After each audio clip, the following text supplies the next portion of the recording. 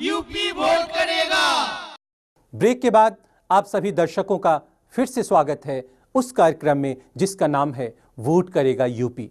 विषाद युक्त चेहरे पर चढ़े मुखौटे टंगे हैं जैसे खूंटी पर, 1 2 3 4 तलाशते हुए कोई शिकार। वोटरनामा के सफर को आगे बढ़ाते हैं और उतारते हैं कई विषाद युक्त चेहरों पर चढ़े मुखौटों को। आइए देखते हैं वोटरनामा।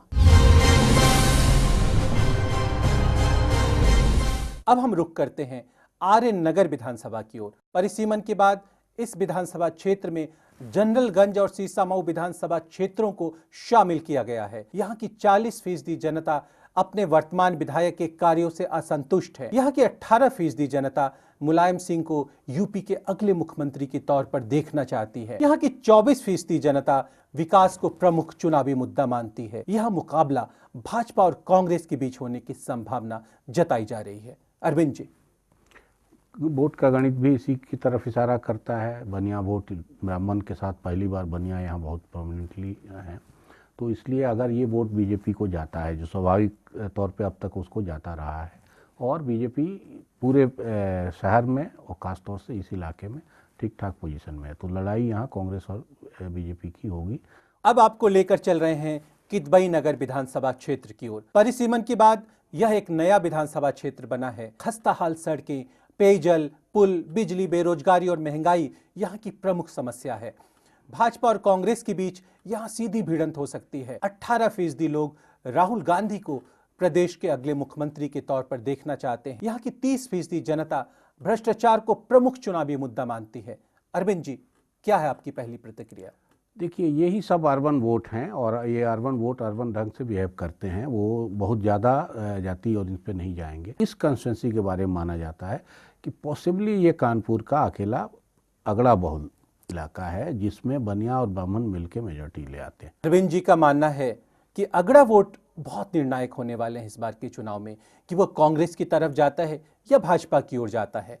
अब हम कानपुर कंटोनमेंट विधानसभा क्षेत्र का रुख करते हैं। परिसीमन के कारण इस विधानसभा क्षेत्र में काफी बदलाव हुए हैं। विकास, बेरोजगारी, बिजली, पानी, महंगाई को यहाँ के लोग प्रमुख चुनावी मुद्दे मानते हैं। 18% जनता राहुल गांधी को राज्य के अगले मुख्यमंत्री के तौर पर देखना चाहती है। यहाँ मुख्य मुकाबला भाजपा और कांग्रेस के बीच होने की संभावना है।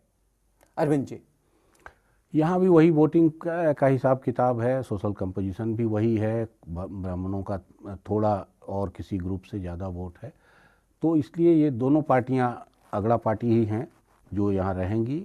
अरविंद जी का कहना है कि बसपा ने ब्राह्मणों को मनाने या लुभाने के जो प्रयास हैं अभी बंद नहीं किए हैं। अब आपको लेकर चल रहे हैं महराजपुर विधानसभा क्षेत्र की ओर। परिसीमन के बाद ये एक नया विधानसभा क्षेत्र गठित हुआ है। ये ठाकुर बाहुल सीट है।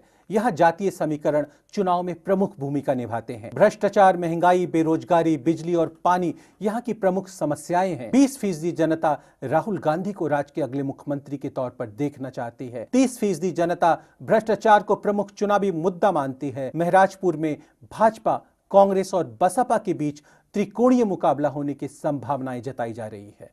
अरविंद जी, महराजपुर ये एकमात्र सीट है, नई सीट है, तो इसका बहुत ज़्यादा अभी रंग रूप पुराने हिसाब से साफ नहीं है, लेकिन यहाँ एकमात्र ऐसी सीट है जहाँ बीएसपी को उम्मीद हो सकती है और बीएसपी फाइट में आज।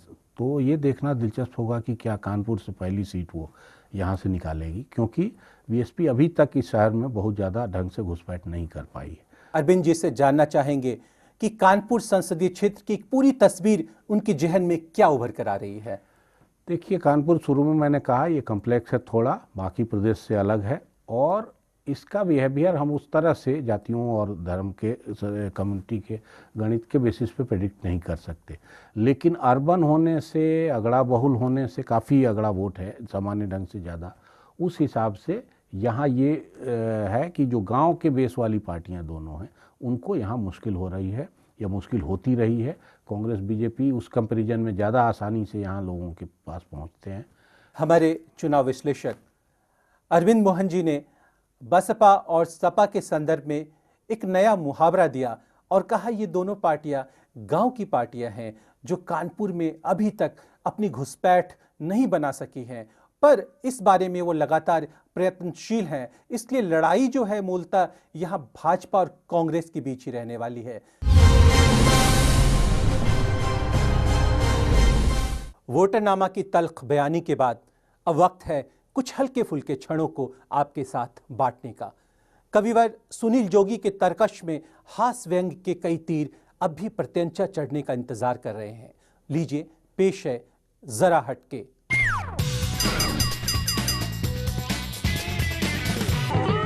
कि जो कर गए बर्बाद वही फिर से आ गए, आई न कभी याद वही फिर से आ गए। जो कर गए बर्बाद वही फिर से आ गए, आई न कभी याद वही फिर से आ गए। जीते चुनाव शक्ल कभी फिर न दिखाई, लो 5 साल बाद वही फिर से आ गए, लो 5 साल बाद वही फिर से आ गए।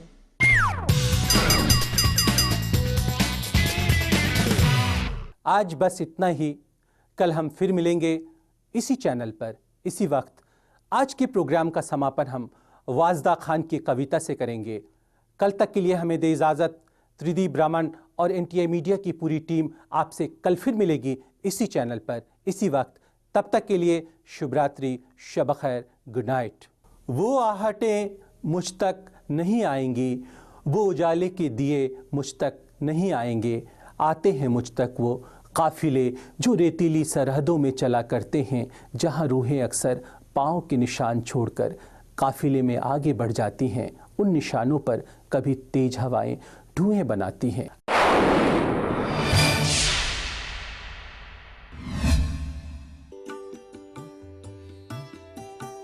मैं सुल्तानपुर हूँ। आज हम सुल्तानपुर संसदीय क्षेत्र की बात कर रहे हैं। ये आन बान देखिए जनता के हाथ है,